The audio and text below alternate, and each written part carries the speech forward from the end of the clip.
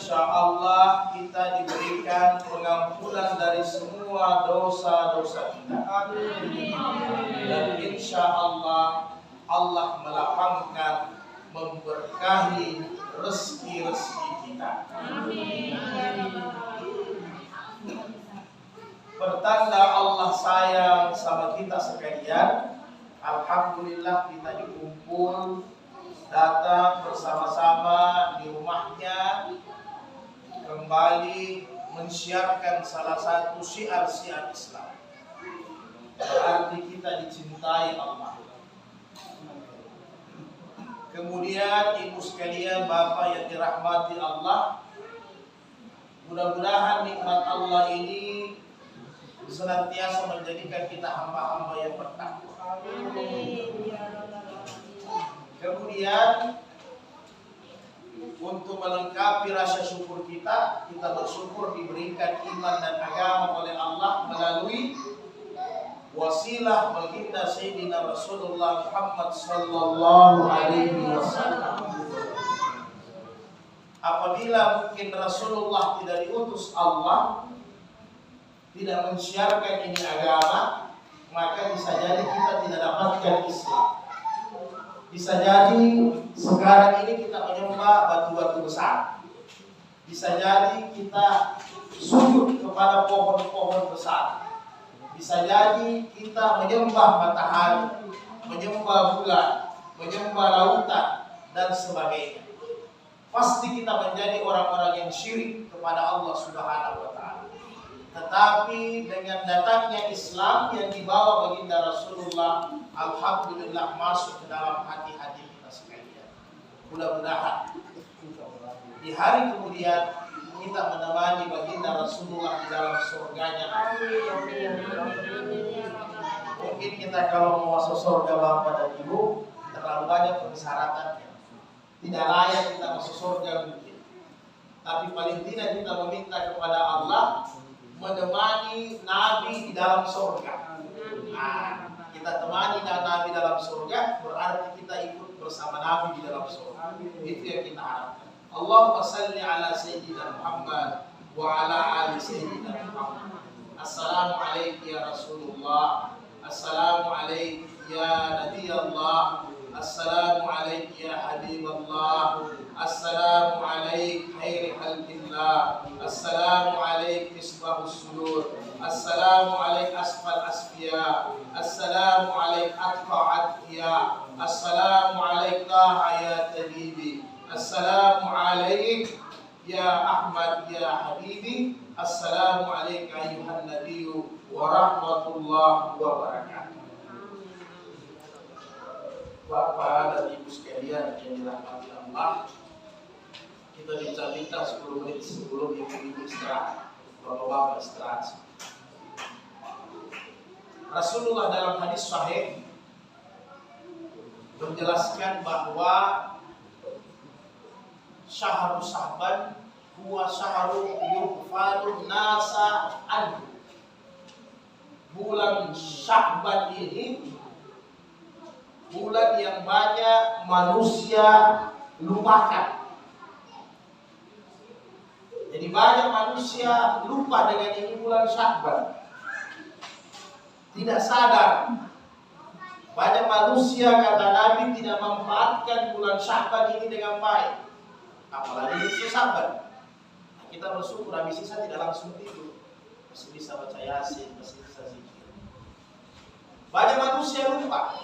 Tempatnya di mana kata Nabi? Baina Rajab wa Ramadan. Tempatnya itu antara Rajab dengan Ramadan, di tengah-tengah. Jadi kalau orang nulis bilang, mega tahu tak lupa.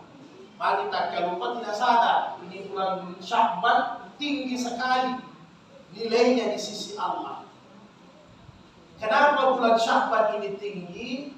Kata Nabi, wa huwa syahru turfa'u a'mali ila rabbil alamin.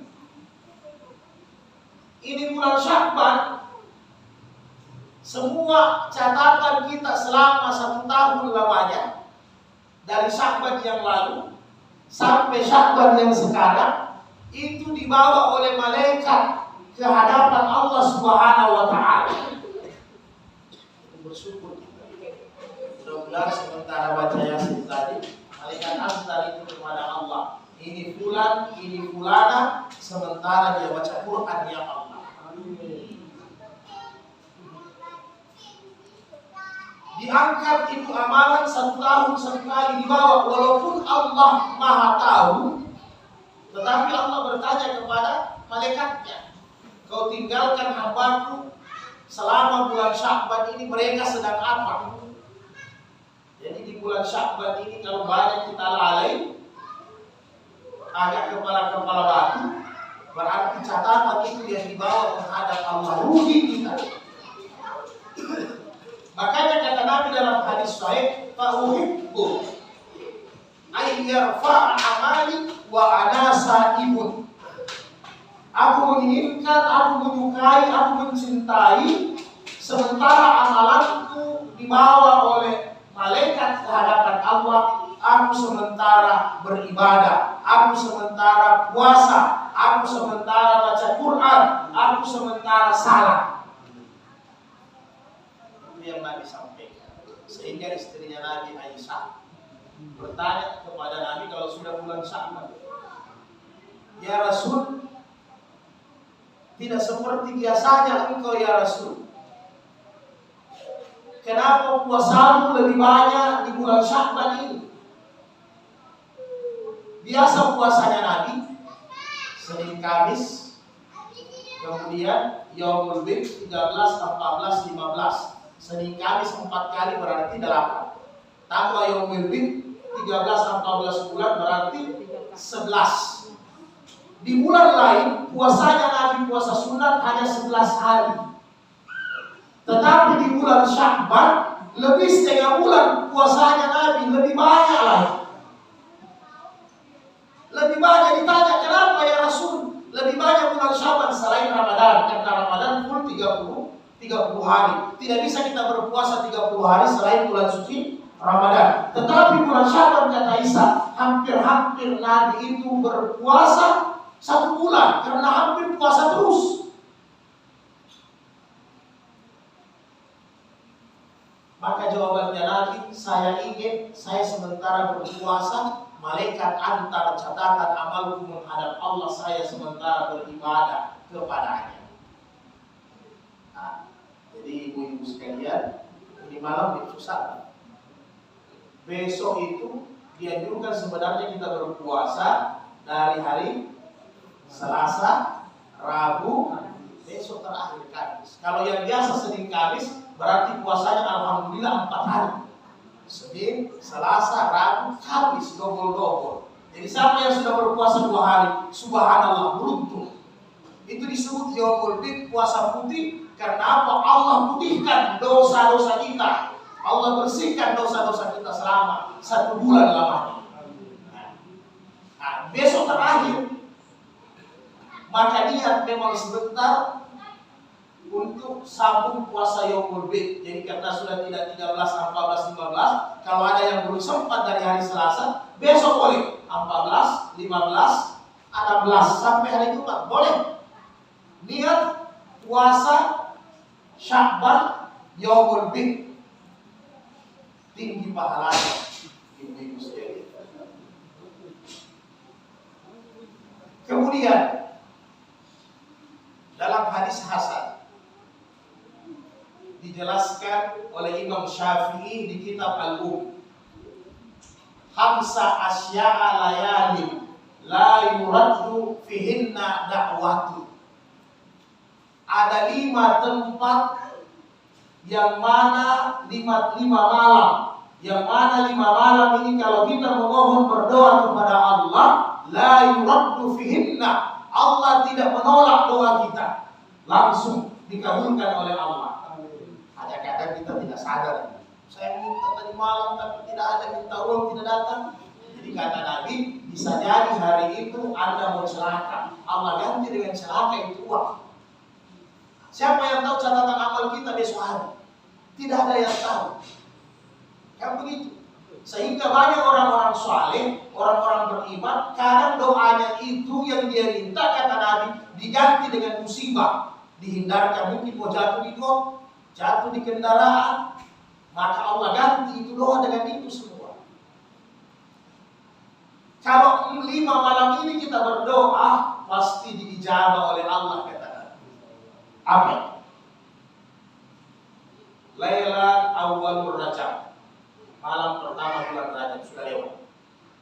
Kemudian Lailatul Jum'ah, malam Jumat, masih ada terus malam Jumat.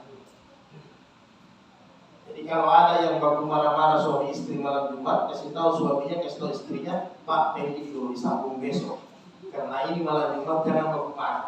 Kita berdoa kepada Allah. Kalau baru marah, disambung besok pagi kita baru marah. Itu malam Jumat, kita tidak bahas kapan-kapan, sedikit. Kemudian kata Nabi yang ketiga, Yawma Lailatul Aidaini, 2 malam Idul Fitri dan Idul Adha. Nah ini ternyata malam Id itu doa itu diijabah. Hanya biasa kita tidak sadar. Malam Id itu kita banyak. Sebenarnya kalau masa berasa sambil berzikir pakai keluar bagus juga. Tapi banyak kita di mall, banyak di jalan macet, banyak sibuk urusan-urusan macam-macam. Padahal kalau kita berdoa kepada Allah, minimal siapkan waktu 1 jam saja. Di malam itu kita berdoa, maka kata Nabi dalam hadis-hadis sahih, hatinya tidak dimatikan nanti di hari kemudian, dikala semua hati-hati manusia dimatikan oleh Allah Subhanahu wa Ta'ala. Kenapa? Dia mau bergembira, dia masih sempat berdoa. Kalau biasa orang gara-gara keluyuran malam Id, ada dia siapkan untuk pergi sembahyang Id, pakaian lengkap yang baru, setrika digantung, parfumnya lengkap, sejadahnya lengkap, sampai gara-gara mempersiapkan untuk salat Id, tidak sempat salat subuh. Na'udzubillahi min dzalik. Mana kira-kira bagus itu? Salat Idul Fitri atau salat subuh? Salat subuh kewajiban. Gara-gara mempersiapkan persiapan Ramadan, banyak yang tidak salat subuh. Padahal sudah habis berpuasa 30 hari. Langsung seperti banjir besar itu, habis semua amalan Ramadan gara-gara tidak salat subuh di hari Lebaran. Coba boleh tengok masjid-masjid. Mungkin di sini tetap ramai Pak Ketua. Takbir 1 malam suntuk sampai jam 4. Azan subuh semua tidur. Ini bahaya. 1 malam burasa dengan ketupat dimasak, opor ayamnya, akhirnya ibu-ibu ketiduran. Sambil gas habis ketiduran juga. Lupa juga salat subuh. Karena apa? Target di salat Idul Fitri, padahal salat Idul Fitri kita tinggalkan tidak berdosa karena hukumnya sunat, tetapi salat subuh kita tinggalkan dosa besar. 1 kali salat kita tinggalkan yang 5 waktu, nama kita sudah tercatat di dalam neraka. Mesti kita di laundry nanti di neraka. Di laundry kita kan bisa. Umpamanya ada saya salat subuh 1 kali dalam seumur hidup, maka nanti nama saya sudah ada di dalam neraka. Saya harus di laundry di sana, dicuci di neraka. Berapa lama? 27 juta tahun lamanya ibu-ibu. 1 waktu sembahyang. Karena lama Pak Ketua. Dicuci dulu. Baru ditaruh deterjennya mungkin apa? Digiling lagi.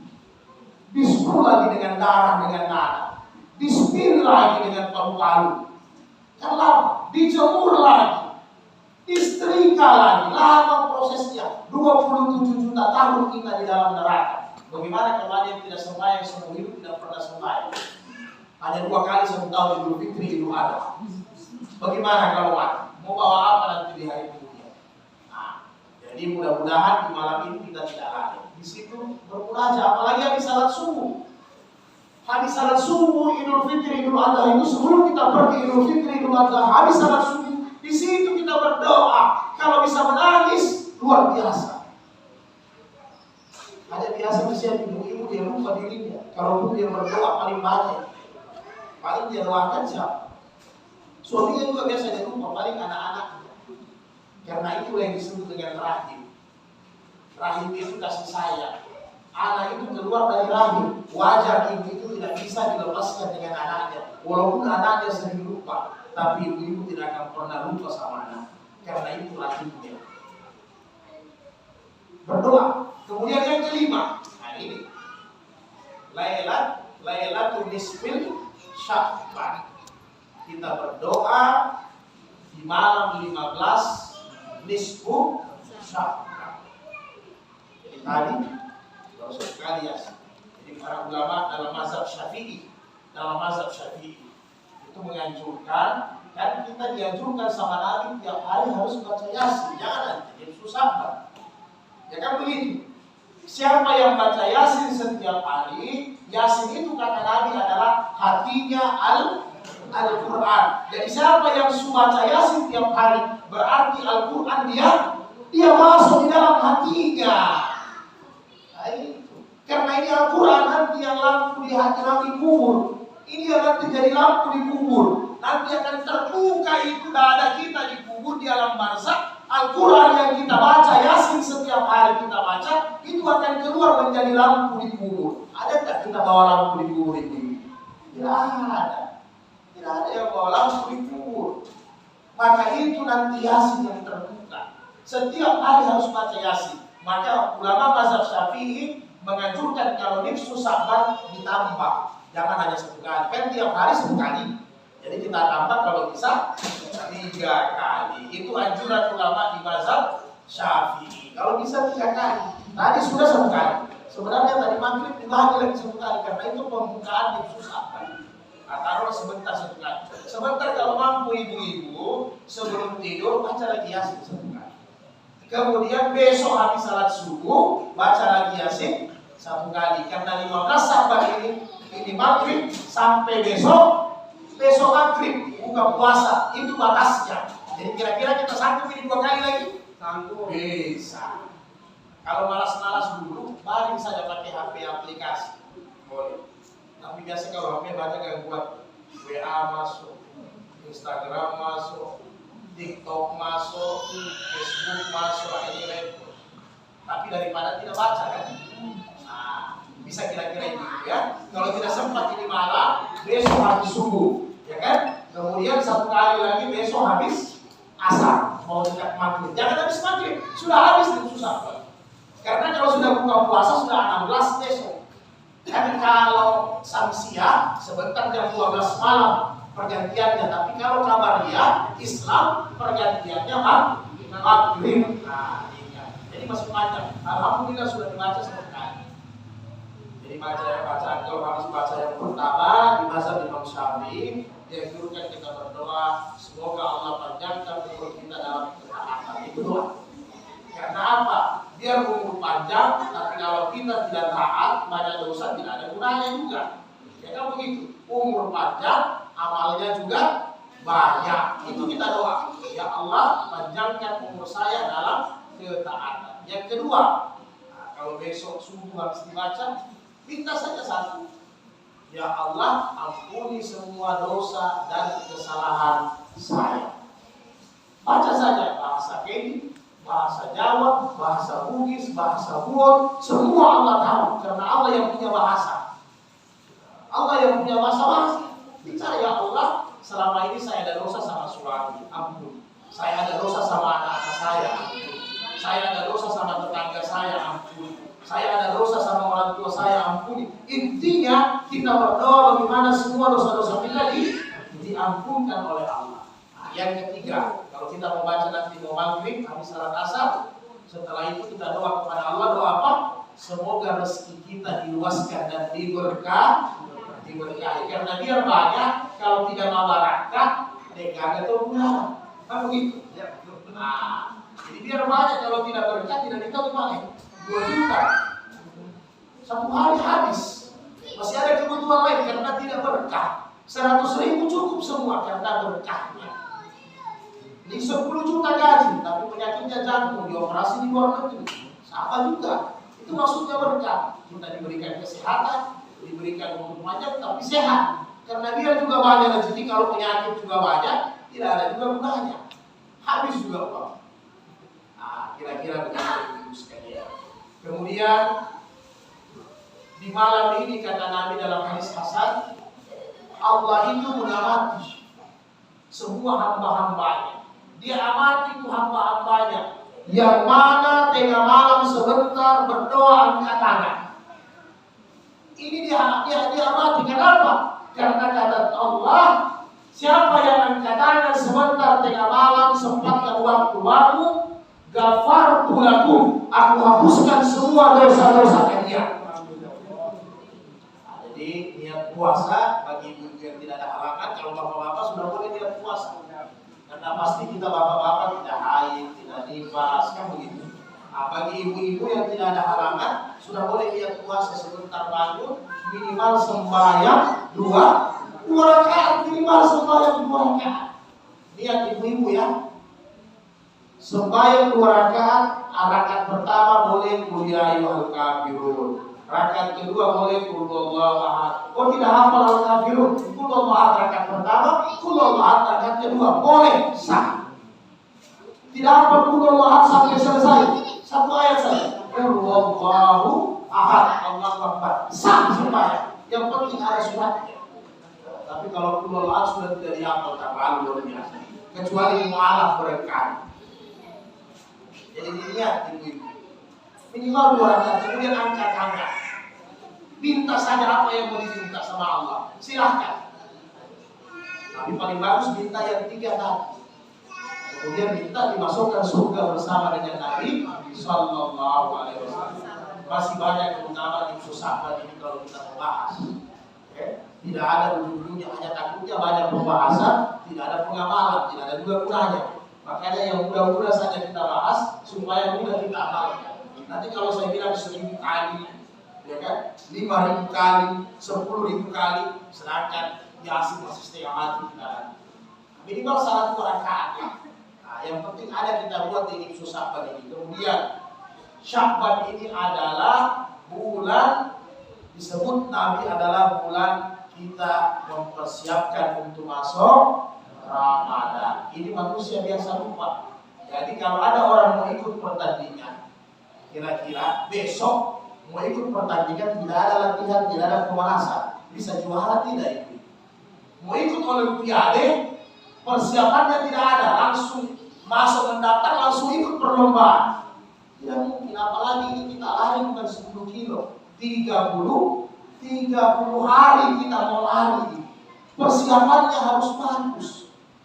Maka bulan Sya'ban ini utamanya ibu-ibu. Yang tahun lalu masih ada utang puasanya, hati-hati. Karena hamil, karena menyusui, karena sakit, karena musafir, karena melahirkan, masih ada utangnya.